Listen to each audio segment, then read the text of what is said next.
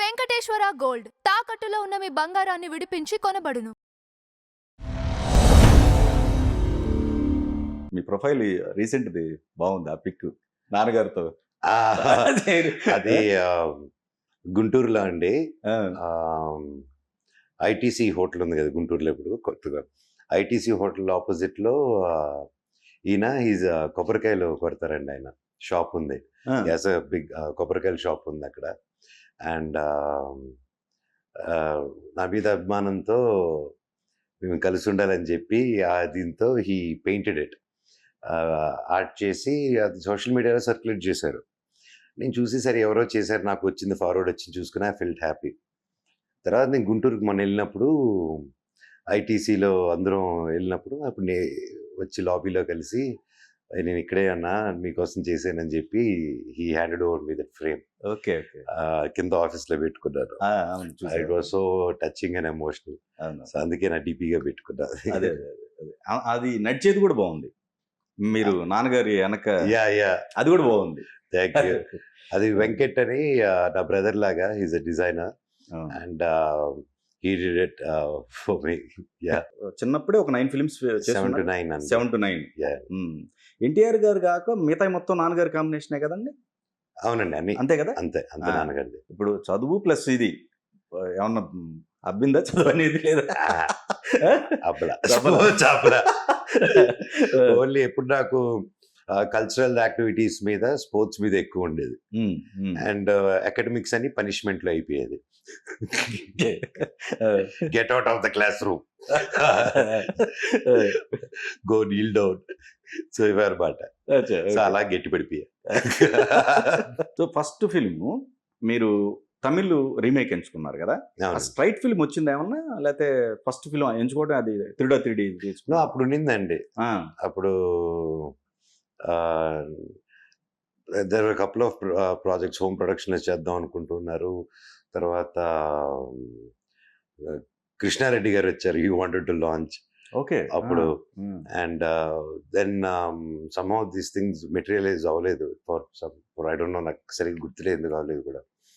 And then నాకు మన్మధరాజ్ song చూసి తమిళ్లో ఆ సాంగ్ బాగా నచ్చింది.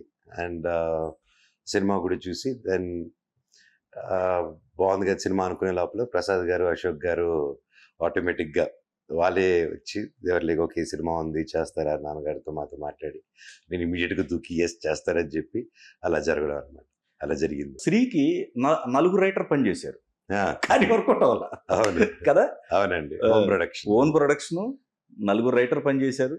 దశరథ్ గారి డైరెక్షన్. ఎక్కడో అది వర్కౌట్ అవ్వాలి కదా. అండ్ రాజుబాయ్ కూడా తమిళ్ రీమేక్. అవును, మళ్ళీ 3వది రీమేక్ వచ్చారు, తమిళ్ రీమేక్, అది కూడా మళ్ళీ రీమేక్. దెన్ అప్పటికే నేను మీకు తెలుసా ఉన్నింది ట్రాక్ లో చేద్దాం అని.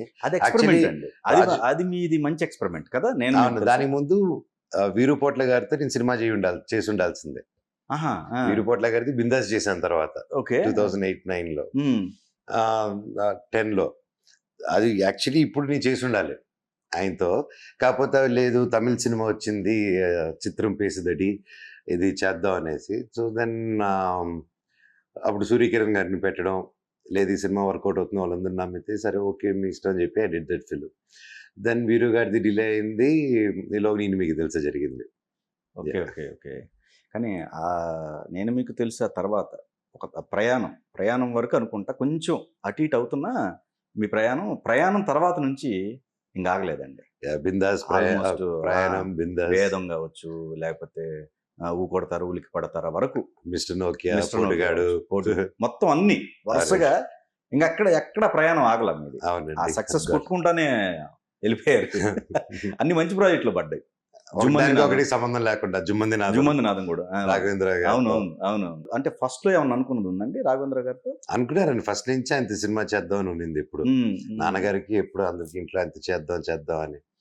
సో ఫైనల్ గా 2010 కుదిరింది అది. 2010 లో 3 సినిమాలు వచ్చాయి నాకు. బిందాస్, వేదం, జుమ్మంది నాదం. Correct. Okay, that 2010 is memorable year నాకు. అండ్ ఒకటి ఒకటి సంబంధం ఉండదు. అవును. Bindaas complete different genre. And that was the first time villain ఇంట్లోకి వెళ్ళి కామెడీ చేయడం అనే కాన్సెప్ట్ ఆ సినిమా నుంచి స్టార్ట్ అయింది. Correct. వీరుపోట్ల గారు అప్పుడే ఫెంటాస్టిక్ రైటింగ్ ఆ సినిమాకి. అవును అవును అవును. ఎట్లా మీ స్క్రిప్ట్ సెలక్షన్ మీరే ఉంటారా లేకపోతే నాన్నగారు డిసైడ్ చేసేవాళ్ళ అప్పుడు? లేదండి, అవుట్ సైడ్ ప్రొడక్షన్స్ అంతా నాది. నేను ఇంకెవరిది తీసుకెళ్ళేవాడిని కదా అలా, because that's not right also. So completely it was my decision, all the films except for home productions. And దాంట్లో కూడా నేను మీకు తెలుసా అండ్ ఊ కొడతారో లీక్ కొడతారో was my decision. Okay okay. Yeah. అది కూడా ఒక బ్యూటిఫుల్ ప్రాజెక్ట్ అండి. ఊ కొడతారా ఉలికి పడతారా యా అసలు థియేటర్కి రప్పించడం కోసం అప్పుడు మీరు చేసిన ఎక్స్పెరిమెంట్లు మేజర్గా మీదు ఎక్కువ ఉన్నట్టుంది. ఆ స్టంట్ విషయంలో కావచ్చు, అవన్నీ మీరే మేకింగ్ చేయటం కావచ్చు, స్టంట్ అదే స్టంట్ కూడా వన్ ఆఫ్ ది రీజన్ అండి మీకు, అంటే స్టంట్ నేనే చేయాలి స్టంట్స్ అనేది. అంటే దట్ టైమ్ అండి budgets, so we had limited budgets. And నేను I was train for parkour. నేను మీకు తెలిసే ముందు వెళ్ళి పార్కూర్ ట్రైనింగ్ చిన్నప్పటి నుంచి బేసిక్లీ గోడలు దూకడాలు ఇవన్నీ కామన్ ప్రాక్టీస్ కాబట్టి మనకి. సో పార్కూర్ చాలా ఈజీగా వచ్చేసింది నాకు. అది కొంచెం ప్రొఫెషనల్ గా నేర్పించారు. అది ఇలా దూకకూడదురా, ఇలా దూకాలి, ల్యాండింగ్ ఇలా ఉండాలి. సో ఆ చిట్కాలు తీసుకొని నేను మీకు తెలిసాక వచ్చి దెన్ వి డిడ్ దట్ అనమాట. ఆ గోడలు ఎక్కడం అవన్నీ చూస్తే same thing Bindaas climax fight కూడా చూస్తే మీరు ఆ ఇల్లు పైన పెరిగిస్తూ ఉంటారు. So the reason why we did that short టైంలో తీయాలి. అండ్ సో ఒక్కొక్క షార్ట్గా తీసుకుంటూ వెళ్తే వర్కౌట్ కాదు, ఒక 3 days 2 daysలో తీయాలంటే. సో 3 కెమెరాలు పెట్టుకొని ఒక లాంగ్ సీక్వెన్స్ కోరియోగ్రాఫ్ చేసుకొని యూస్ టు హిట్ ఇట్ అనమాట. అండ్ నవీన్ గారు used to edit that. So అందుకే అప్పుడు సీమ్లెస్గా వచ్చింది. That's the only reason. కాబట్టి నేనే చేయాలని, that was not the thing.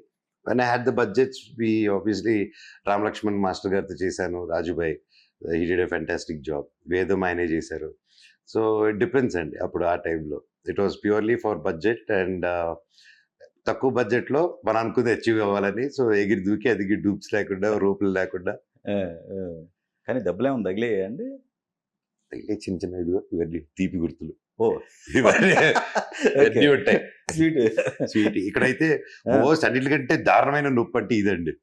Okay, ఇక్కడే తగులుతూ ఉంటుంది bone left leg. Okay, left leg. ఎందుకంటే ఇప్పుడు టేక్ ఆఫ్ ల్యాండింగ్ అప్పుడు వచ్చి రైట్ అన్నా లెఫ్ట్ స్వింగ్ అవుతూ ఉంటుంది కదా. ప్రతిసారి రాడ్ తగలడము, ఏదో ఒకటి గోడ తగలడము, కింద పడినప్పుడు కరెక్ట్ గా అక్కడే రాయి ఉండడము. So that was the bone fail. ఇక్కడ ఉంటే చాలా మరకలు ఉంటాయి దీని మీద.